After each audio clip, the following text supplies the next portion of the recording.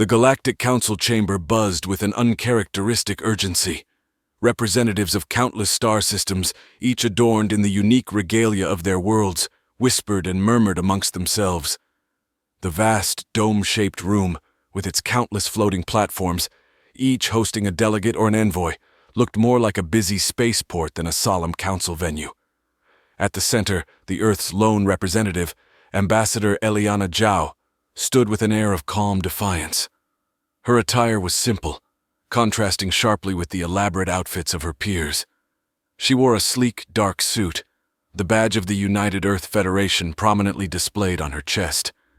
The president of the Galactic Council, a being from the Zipheron system known for its long, silver tendrils and glowing eyes, called the meeting to order.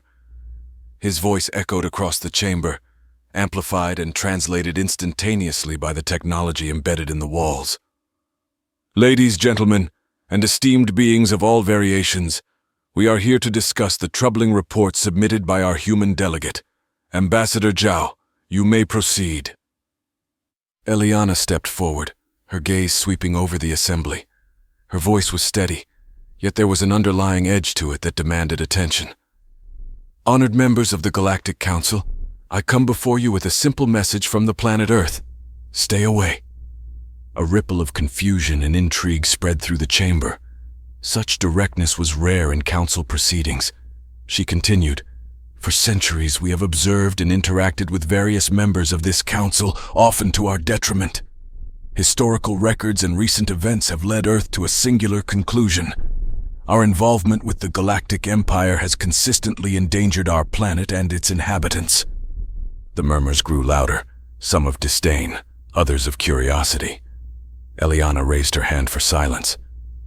3 Earth months ago, an unauthorized fleet from the Draconis Combine entered our solar system under the guise of a scientific mission. Their true intent, however, was to extract and exploit Earth's unique resources without consent, endangering countless lives. Such actions can no longer be tolerated. The Draconis delegate, a massive dragon-like creature with scales that shimmered under the council lights, rose in protest. This is a baseless accusation. Earth has always been paranoid. Eliana interrupted, her tone icy. We have undeniable evidence, which has been submitted to the Council Security Office. Surveillance feeds, intercepted communications, and testimonies of the involved parties all confirm our claims. The president intervened, his voice a soothing balm to the heated exchange. The evidence will be reviewed by the Security Office. Continue, Ambassador Zhao. Thank you, President. Eliana's gaze hardened. Earth's demand is simple. We require all galactic entities to respect our sovereignty and territorial boundaries. Any unauthorized entry into Earth's space will be seen as an act of aggression, and we will defend ourselves. She paused, letting her words sink in. This is not a threat, but a plea for peace and mutual respect. We wish to coexist with all of you, but not at the expense of our security and freedom. As she concluded her speech, the chamber fell into a deep silence. The gravity of her words hung heavy in the air. The Earth, long seen as a junior member of the galactic community, had laid down a formidable marker. The president finally broke the silence.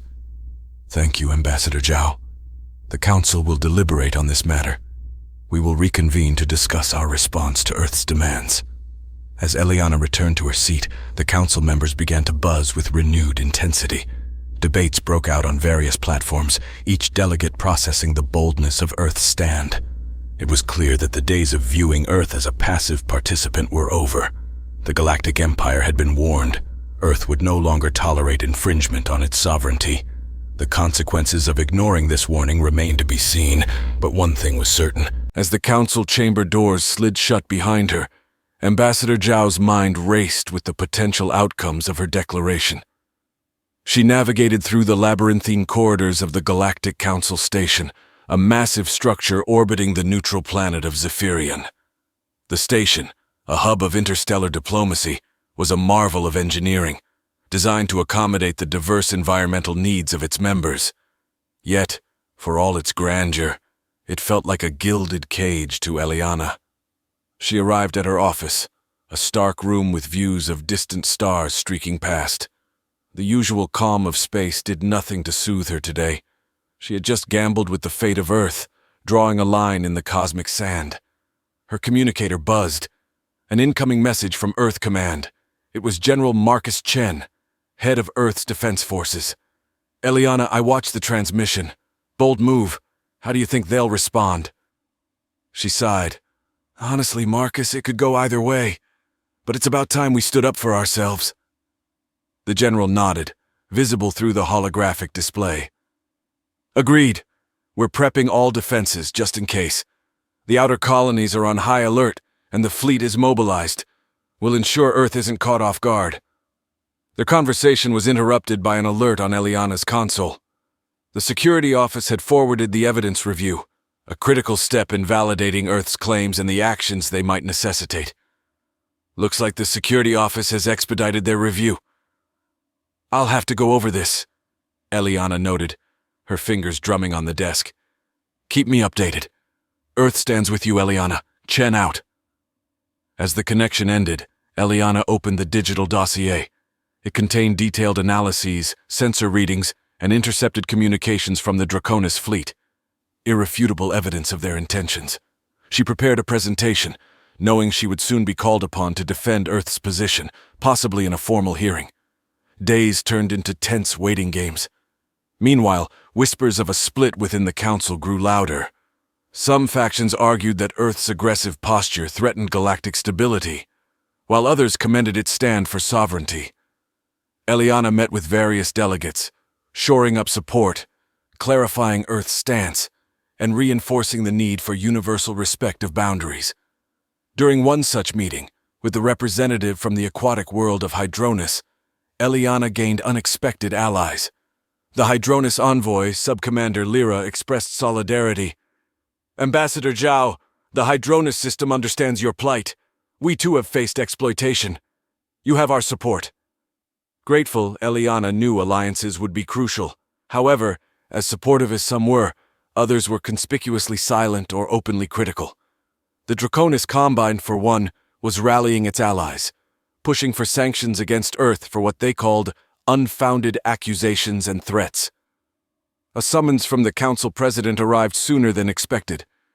The council had decided to hold a formal hearing to address the Earth's grievances and the Draconis Combine's counterclaims. It was a political showdown that could shape the future of Earth's place in the galaxy. As Eliana prepared for the hearing, she reviewed her notes one last time, determined to present Earth's case with unyielding clarity. The outcome of this hearing would either forge a path toward a respected and secure position within the Council, or leave Earth more isolated and vulnerable than ever. The stakes were monumental, but so was her resolve. Earth would no longer be seen as a mere outpost on the galactic frontier. It was time for the Galactic Council to recognize Earth as a sovereign power in its own right, capable and ready to defend its place among the stars. In the Grand Assembly Hall of the Galactic Council, a hushed anticipation settled over the gathered delegates as Ambassador Zhao stepped up to the central podium. The massive chamber, illuminated by ambient light that mimicked the gentle glow of a star, cast long shadows behind the representatives of the Galactic Empire. High above, the transparent dome offered a sweeping view of the cosmos, a silent reminder of the stakes involved. The president of the council, his voice steady and impartial, introduced the session. We are convened to address the grievance brought forth by Earth against the Draconis Combine, and to hear the Combine's response to these allegations. Ambassador Zhao, please present your case. Eliana began, her voice resonating clearly across the chamber. Esteemed members of the Council, Earth seeks not conflict but the assurance of peace and respect. The evidence I present today is incontrovertible. She gestured, and the screens around the hall lit up with intercepted communications, detailed timelines, and sensor data that chronicled the Draconis fleet's incursion into Earth space. As the evidence unfolded, the Draconis delegate, Ambassador Theros, bristled with barely contained fury. His scales shimmered with a metallic sheen, a sign of agitation in his species. This is a fabrication. Earth has manipulated the data to provoke sympathy and discredit the Combine. Eliana countered swiftly. These accusations are serious and documented with precision. We have nothing to gain by fabricating such evidence, but everything to lose if our sovereignty is not respected. The debate raged on, with each side presenting arguments and counter-arguments. Eliana's strategy was clear: to stay focused on the evidence and the principles of sovereignty and mutual respect, rather than descending into personal attacks or emotional appeals. As the hours stretched on, it became evident that the Council was deeply divided. Some members questioned the motives behind Earth's sudden assertiveness, while others praised its courage to stand up against what they saw as an overreach by the Draconis Combine. Sub-Commander Lyra from Hydronus spoke in support. "We must consider the precedent we set today. If we allow the sovereignty of one member to be so flagrantly violated, who among us could be next?" The session adjourned with no resolution, leaving the chamber abuzz with continued debates and sidebar discussions. Eliana felt the weight of her world on her shoulders as she regrouped with her aides. "We have made our case as strongly as we could. Now it's up to the Council to decide." In the following days, while the Council deliberated, tensions escalated. Reports of skirmishes along the border regions between Earth and Draconis territories began to emerge, each side accusing the other of provocations. Eliana monitored the situation closely, aware that any minor incident could ignite a larger conflict. Meanwhile, back on Earth, preparations were underway to defend against any potential military action. General Chen oversaw the activation of defense satellites and the deployment of interstellar warships. The populace, though anxious, rallied behind their government's stance, with demonstrations in support of Earth's sovereignty taking place in major cities. As the Council prepared to reconvene, Eliana received a confidential communication from an unexpected source within the Draconis Combine, offering a chance for secret negotiations. Faced with a potential diplomatic breakthrough, Eliana weighed her options.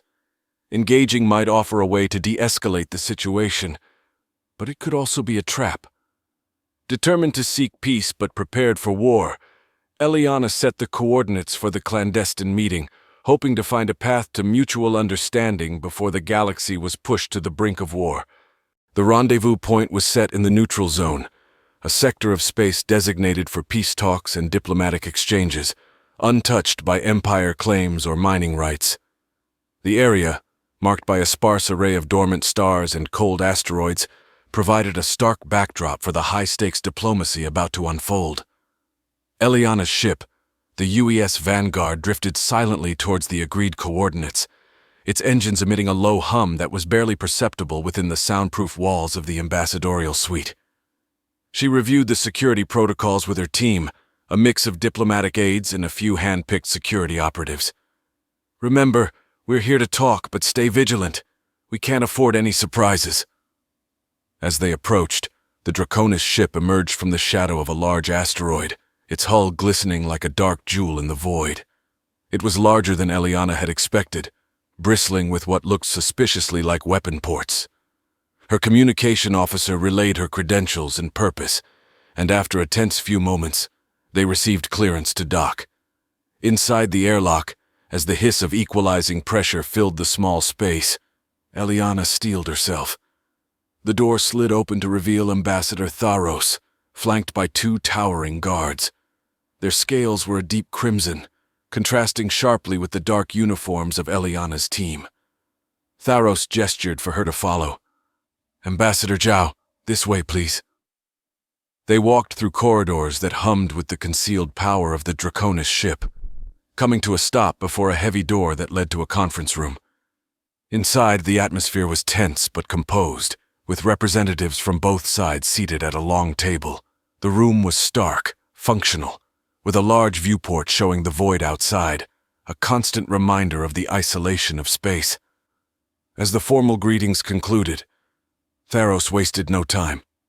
"Ambassador Zhao, you've made your position quite clear in the Council. What I want to know is, what are Earth's real intentions? Why push for confrontation now?"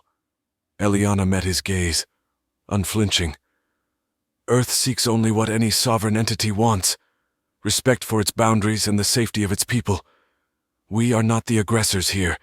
We responded to your provocation. This meeting is to find a peaceful resolution, not to capitulate to threats. Theros leaned back, his eyes narrowing. And yet by militarizing your response, you escalate the situation. Our actions were misinterpreted. We intended no invasion. Your intentions were clear enough, Eliana retorted, sliding a datapad across the table.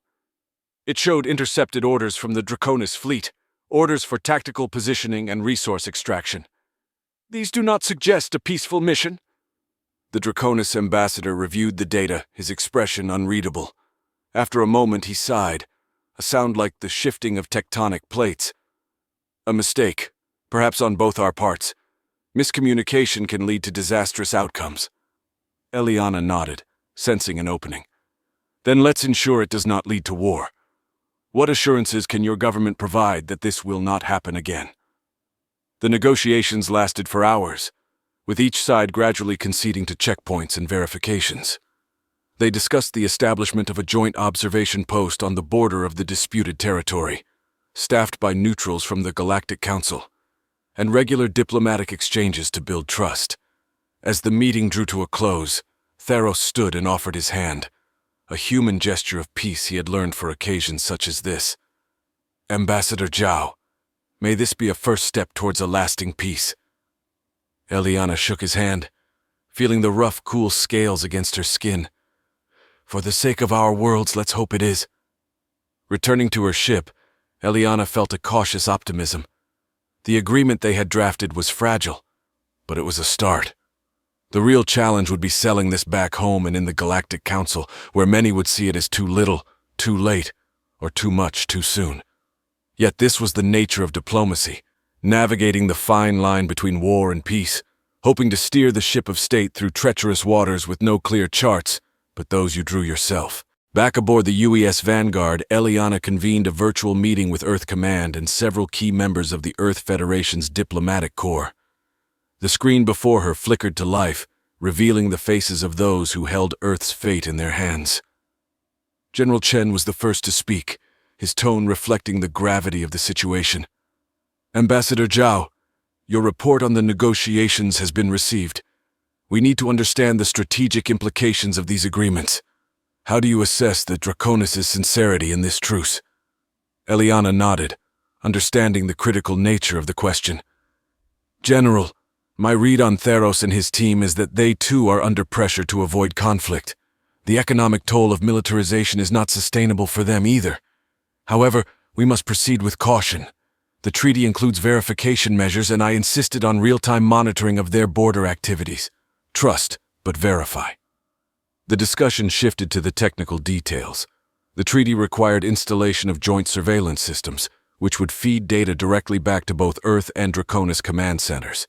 This would ensure any unauthorized movement would trigger alerts to both parties, hopefully preventing escalations before they could start.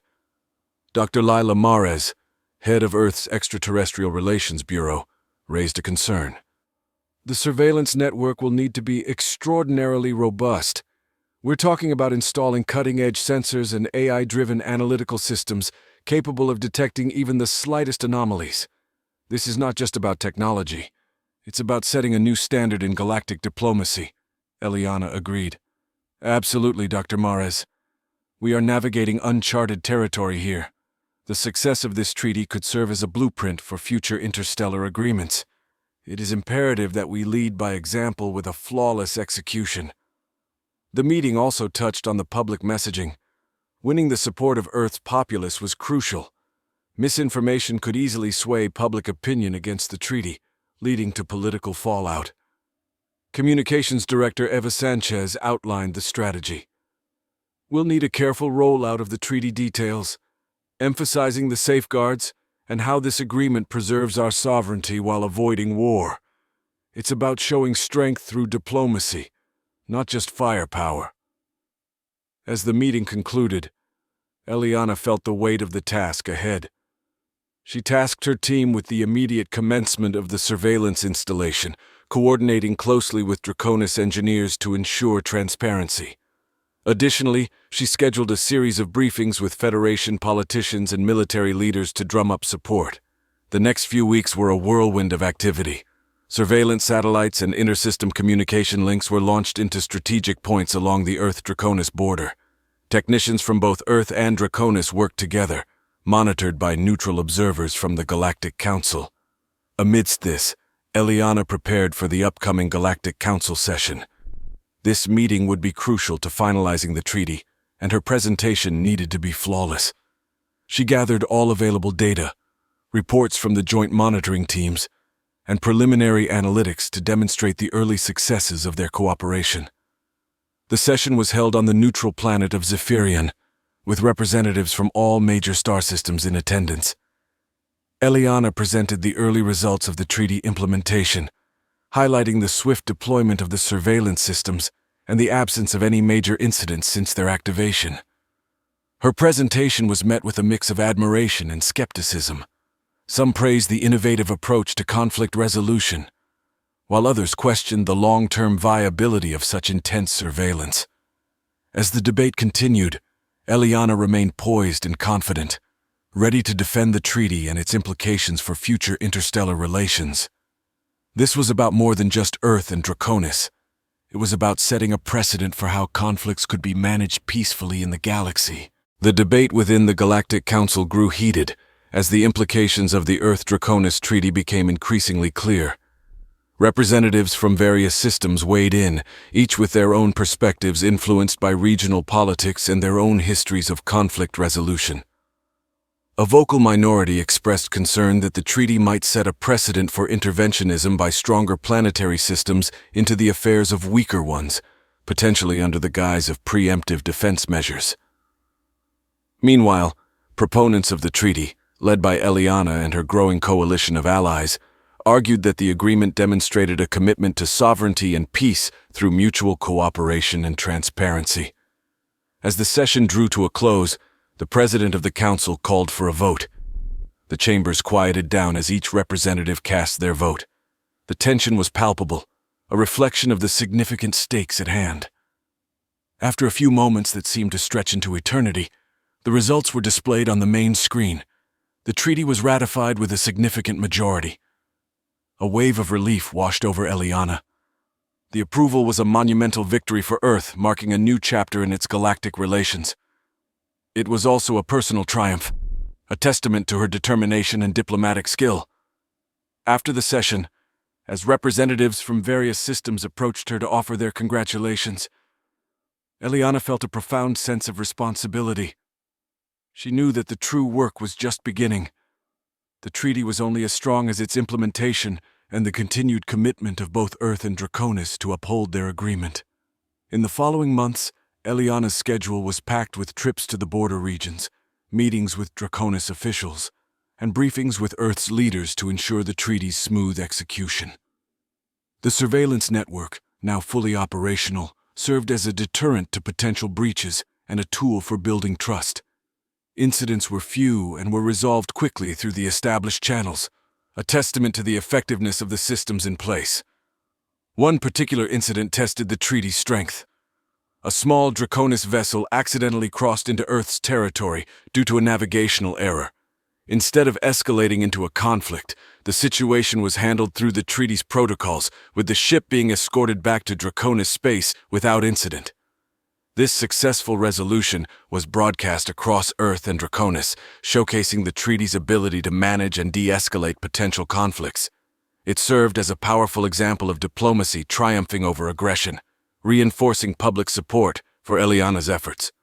Back on Earth, Eliana was honored in a formal ceremony, recognizing her leadership and achievements in galactic diplomacy. Standing before a crowd of her peers, government officials, and the media, she felt a deep connection to her home planet and its people. Today we stand as a united, respected member of the galactic community, Eliana addressed the assembly. Our commitment to peace and cooperation has not only preserved our sovereignty, but has also paved the way for a new era of interstellar relations based on mutual respect and understanding. As the applause echoed in the hall, Eliana knew that the road ahead would still be fraught with challenges.